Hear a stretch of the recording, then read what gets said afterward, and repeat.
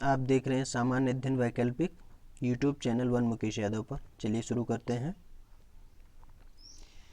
भारत के किस राज्य ने सर्वप्रथम मतदाताओं को फोटो पहचान पत्र दिए?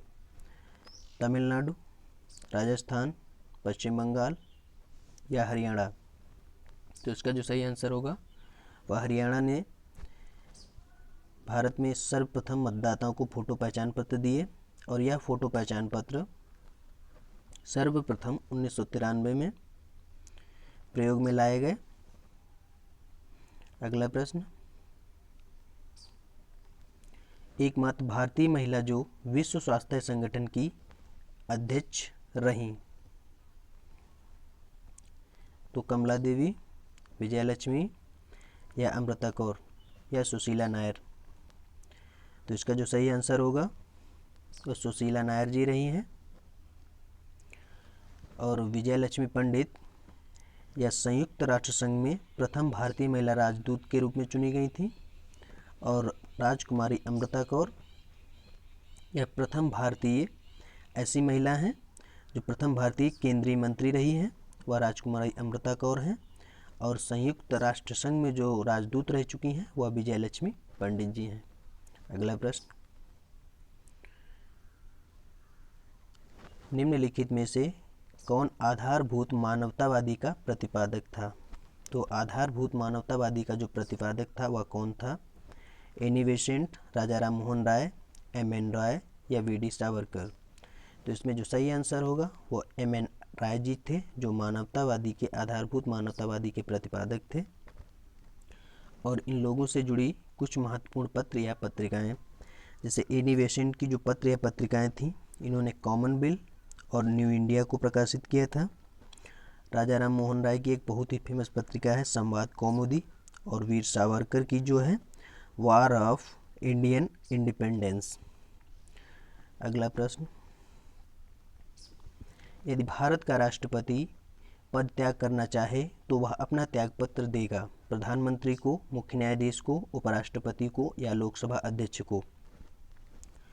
तो राष्ट्रपति जो अपना त्यागपत्र देता है वह उपराष्ट्रपति को देता है, और प्रधानमंत्री राष्ट्रपति को देता है, मुख्य न्यायाधीश भी राष्ट्रपति को देता है, और लोकसभा अध्यक्ष उप लोकसभा अध्यक्ष को अपना त्यागपत्र देता है।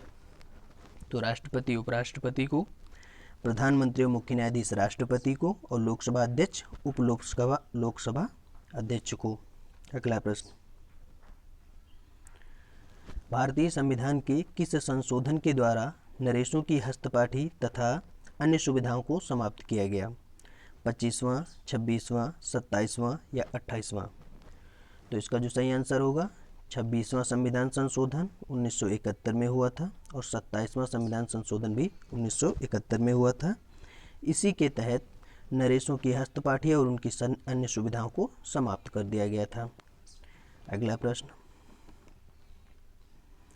अंतर्राष्ट्रीय कोर्ट ऑफ जस्टिस का प्रथम भारतीय अध्यक्ष कौन था?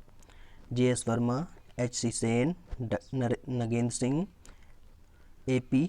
भडूचा? तो अंतर्राष्ट्रीय न्यायालय में जो जस्टिस थे और वह अध्यक्ष भी रहे हैं, वह भारतीय जो थे वो डॉक्टर नगेंद्र सिंह थे। कौन थे? नगेंद्र सिंह। अगला प्रश्न, मतदाताओं को परिचय पत्र प्रदान करने की व्यवस्था किसमें की गई है? भारतीय संविधान, 1958 के रिप्रेजेंटेशन एक्ट, 1975 के चुनाव कानून के संशोधन में, या 1969 के चुनाव कानून के संशोधन में? तो मतदाताओं को जो परिचय पत्र प्रदान करने की व्यवस्था की गई है वह 1975 के चुनाव कानून संशोधन में की गई है। अगला प्रश्न,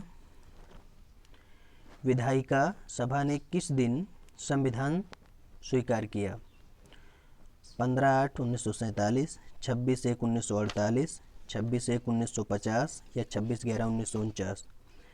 तो संविधान सभा ने जो संविधान को स्वीकार किया था वह 26 नवंबर 1949 को, यानी 26/11/1949 को। और यह भारतीय संविधान संपूर्ण भारत में पूर्ण रूप से जब लागू हुआ वह तिथि है 26 जनवरी 1950, यानी 26/1/1950 को लागू कर दिया गया था। अगला प्रश्न, भारतीय संविधान का शिल्पकार किसे कहा जाता है? Doctor Rajendra Prasad, V Giri, R Ambedkar, doctor S Radhakrishnan या इनमें से कोई नहीं। तो इसका जो सही आंसर होगा, शिल्पकार डॉक्टर आर अम्बेडकर को कहा जाता है। अगर बात करें डॉक्टर राजेंद्र प्रसाद की, तो यह भारतीय संविधान सभा के 11 दिसंबर 1946 को स्थायी अध्यक्ष चुने गए थे। तो भारतीय संविधान सभा के जो स्थायी अध्यक्ष थे वह डॉक्टर राजेंद्र प्रसाद थे।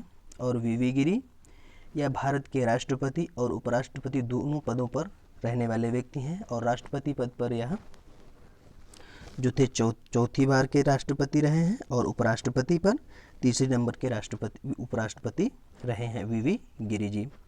डॉक्टर राधाकृष्णन भारत के प्रथम उपराष्ट्रपति रहे हैं, और इनका जो कार्यकाल रहा है वह 1952 से 1962 तक रहा है। अगला प्रश्न, ध्रुवीय क्षेत्रों में चलने वाली अति प्रबल एवं बर्फीली पवनों को कहा जाता है? टाइफून, टॉर्नेडो, बर्फानी तूफान या ध्रुवीय पवन? तो जो इसका सही आंसर होगा वह बर्फानी तूफान। अगर बात करें टाइफून की, तो टाइफून जो है यह प्रशांत महासागर में उठने वाला तूफान है, और चीन सागर तक इसका प्रभाव देखा जाता है। अगर बात करें टॉर्नेडो की, तो टॉर्नेडो यह यूएसए और ऑस्ट्रेलिया तक या ऐसा चक्रवात है जो यूएसए या ऑस्ट्रेलिया के कुछ क्षेत्रों में इसका प्रभाव देखा जाता है। अगला प्रश्न और अंतिम प्रश्न, निम्न में से किसका प्रति घंटा वायु वेग सर्वाधिक होता है? तूफान, टाइफून, टॉर्नेडो या थंडर स्टॉर्म? तो इसका जो सही आंसर होगा वह टॉर्नेडो होगा, क्योंकि टॉर्नेडो जो है वह 325 किलोमीटर प्रति घंटा के हिसाब से चलता है, 325 किलोमीटर प्रति घंटा के हिसाब से। और टाइफून का जो वेग होता है वह 160 किलोमीटर प्रति घंटा होता है। अगर वीडियो पसंद आया हो तो वीडियो को लाइक, शेयर और चैनल को सब्सक्राइब जरूर करें।